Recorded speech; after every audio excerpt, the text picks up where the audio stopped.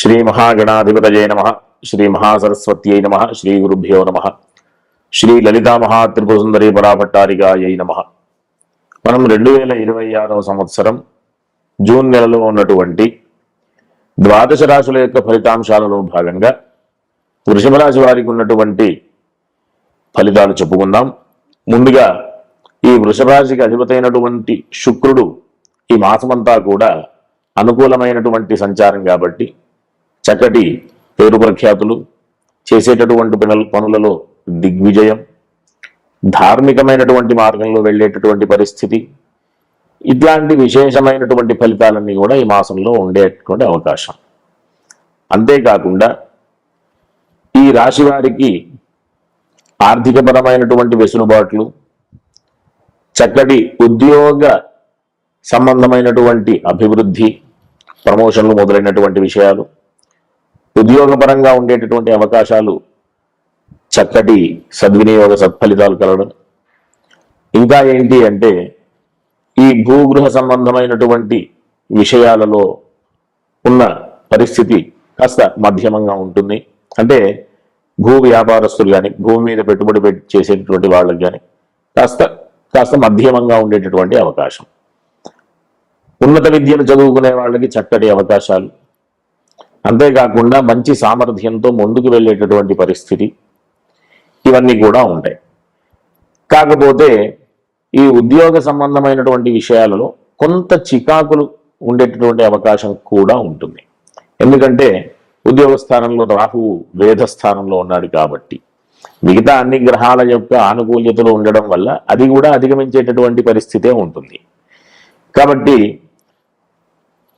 విద్య విషయంలో, ఉద్యోగ విషయంలో, వ్యాపార విషయంలో, ఆర్థిక విషయంలో ఇట్లా అన్ని రకాలైనటువంటి ఆనుకూల్యతలు కనిపిస్తున్నాయి. సామర్థ్య విషయంలో కూడా. అంతేకాకుండా బుధుడి యొక్క చక్కటి అనుకూలమైనటువంటి సంచారం, కుటుంబంలో ఉండేటటువంటి చక్కటి విశేషమైనటువంటి ఫలితాలు పొందడం, ఆర్థికపరమైనటువంటి లాభం, ధనం రెండు రకాలుగా ఉంటుంది. లాభధనం ఒకటి, మనం కూడబెట్టుకున్నటువంటి ధనం ఒకటి. ఈ రెండు రకాలైనటువంటి ఇబ్బందుల నుంచి కూడా అధిగమించేటటువంటి మాసంగా మనం ఈ మాసం తీసుకోవచ్చు. వీరికి కాస్త చికాకులు అని చెప్పాను కదా, ఆ చికాకుల నుంచి కూడా అధిగమించేటటువంటి ప్రయత్నం చేయొచ్చు. ఏ రకంగా అంటే చక్కగా ప్రతిరోజు కూడా దుర్గా సంబంధమైనటువంటి దుర్గా అమ్మవారి యొక్క స్తోత్రాలు పారాయణ చేసుకోవడం కానీ, మంగళవారం కూడా కాస్త సుబ్రహ్మణ్య దర్శనం, దుర్గా అమ్మవారి దర్శనాలు పెట్టుకోవడం వల్ల ఉన్నటువంటి ఇబ్బందులని కూడా అధిగమించి అన్ని రకాలైనటువంటి అనుకూలతలకి కూడా వీరికి మంచి అవకాశం ఉంది. కాబట్టి ఈ మాసమంతా కూడా చక్కగా చేసేటటువంటి పనులలో దిగ్విజయాన్ని పొందుతూ సుఖంగా జీవనాన్ని గడపాలని ఆశీర్వదిస్తూ ఈ వృషభ రాశి వాళ్ళందరూ కూడా మంచి మార్గంలో వెళ్ళాలని సంకల్పిస్తూ స్వస్తి. శ్రీమాత్రే నమః. మామూలుగా ప్రతి ఒక్కరి జీవితంలో ప్రధానంగా ఆడవారి యొక్క పాత్ర ప్రధానమైనటువంటి పాత్ర వహిస్తుంది. ప్రతి కుటుంబంలో కానివ్వండి, ప్రతి ఒక్కరి జీవితంలో కానివ్వండి. ఈ ఆడవారు ప్రధానమైనటువంటి తీసుకోవలసినటువంటి జాగ్రత్తలు, చేయవలసినటువంటి ఆరాధనలు ఇవి తెలుసుకోవడం ద్వారా మనం సరైనటువంటి మార్గంలో వెళుతూ మంచి ఫలితాలు పొందేటటువంటి అవకాశం ఉంటుంది. కాబట్టి మనం సహజంగా సహజరాశి చక్రంలో కుటుంబ స్థానానికి, కళత్ర స్థానానికి అంటే వివాహ స్థానానికి సంబంధించినటువంటి ప్రధానమైనటువంటి విషయం ఏంటి అంటే ప్రతి ఒక్కరికి కూడా వివాహం దగ్గరకు వచ్చేసరికి ఒక కుటుంబంలోంచి ఇంకో కుటుంబంలోకి వెళ్ళేటటువంటి పరిస్థితి ఆడవారిది. కాబట్టి బాధ్యత ఎక్కువ అవుతుంది. కుటుంబపరమైనటువంటి దోషాలు ఏమైనా ఉన్నా, కుటుంబాన్ని సమర్థవంతంగా నడిపించాలి అన్నా, ఇంకా పెళ్లి అనేది భార్యకి భర్త, భర్తకి భార్యకి సంబంధించినటువంటి విషయం కాబట్టి ఈ పెళ్లికి సంబంధించినటువంటి ఇబ్బందులు ఏమైనా ఉన్నా, పెళ్లికి సంబంధించినటువంటి ఆ ఇబ్బందుల్ని అధిగమించాలి అన్న ప్రధానమైనటువంటి దేవత ఎవరు అంటే లక్ష్మీ అమ్మవారు.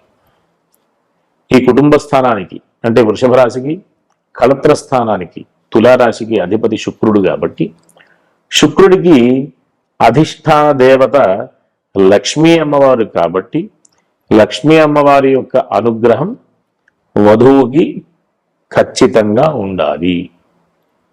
కాబట్టే ప్రతి వివాహంలో పెళ్లి పత్రికల్లో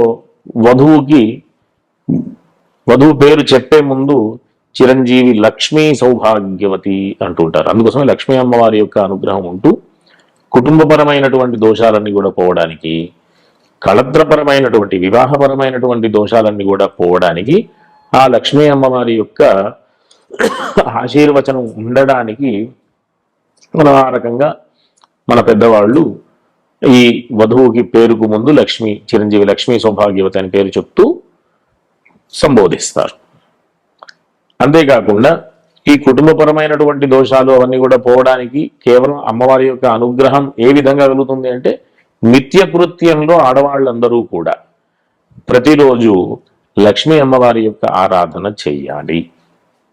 లక్ష్మీ అమ్మవారి యొక్క ఆరాధన చేస్తూ ఒకవేళ పూజా కార్యక్రమాలు చేసుకోలేనటువంటి పరిస్థితులు ఉంటే లక్ష్మీ అష్టోత్తర స్తోత్రం అయినా ప్రతినిత్యం కూడా పారాయణ చేయడం ద్వారా అనేక రకాలైనటువంటి దోషాలన్నీ కూడా పోతాయి. అంతేకాకుండా ఇంట్లో తులసి సేవ చేసుకుంటే ప్రతిరోజు తులసికి నీళ్లు పోస్తూ తులసి ఎప్పుడు కూడా సజీవంగా ఇంట్లో కళకళలాడుతూ, అంతేకాకుండా ఆ ప్రతిరోజు ప్రదోషం సమయంలో తులసి చెట్టు దగ్గర దీపారాధన చేయడం, ఇట్లాంటివన్నీ కూడా ఎంతో ఇబ్బందుల నుంచి అధిగమించేటటువంటి అవకాశాలని కల్పించేటటువంటి ప్రక్రియలు. చాలా చిన్నటువంటి ప్రక్రియలే కానీ మంచి ప్రక్రియలు అన్నమాట, విశేషమైనటువంటి ఫలితాన్ని ఇచ్చేటటువంటి ప్రక్రియలు. అంతేకాకుండా ప్రధానంగా ఇంట్లో ఉన్నటువంటి ఇబ్బందులన్నీ కూడా అధిగమించాలి అంటే అతిథి సత్కారం నిత్యం జరుగుతూ ఉండాలి. ఎవరైనా అతిథులు వచ్చినప్పుడు లేదు కాదు అనకుండా సేవాభావంతో వారిని చూసుకుంటూ వచ్చినటువంటి వారికి పానీయాలు ఆహారాలు ఇస్తూ ఆ విధంగా సేవ చేసుకుంటూ ఉండడం ద్వారా కూడా అతిథి రూపంలో ఉన్నటువంటి ఆ పరమేశ్వరుడి యొక్క ప్రసాదం కూడా మనకు ఉండేటటువంటి అవకాశం ఉంటుంది. కాబట్టి ప్రతి ఒక్కరూ కూడా సామరస్యంగా ఉంటూ చక్కటి ఫలితాలు పొందాలి అంటే లక్ష్మీ అమ్మవారి యొక్క ఆరాధన, తులసి సేవ, అతిథి సేవ, ఈ మూడు చక్కగా ప్రతి ఇంట్లో కూడా జరిగేటటువంటి ప్రయత్నం చేయాలి. ఈ రకంగా కేవలం లక్ష్మి అంటే ధనమే కాదు, లక్ష్మి అంటే జ్ఞానం అని అర్థం.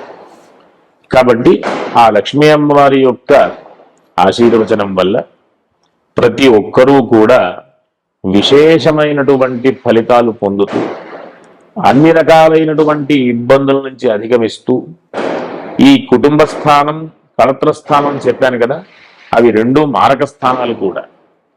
అంటే అపమృత్యు దోషాలన్నీ కూడా పోతూ చక్కగా ఆయుర్దాయం పెంచుకుంటూ ప్రతినిత్యం కూడా సేవాభావంతో అతిథి సేవ చేసుకుంటూ, తులసి సేవ చేసుకుంటూ, లక్ష్మీ అమ్మవారి యొక్క ఆరాధన చేస్తూ ప్రతినిత్యం కూడా దేవతా ఆరాధన మార్గంలో ఉంటూ అందరూ కూడా సత్ఫలితాలు పొందాలని ఆశిస్తూ స్వస్తి.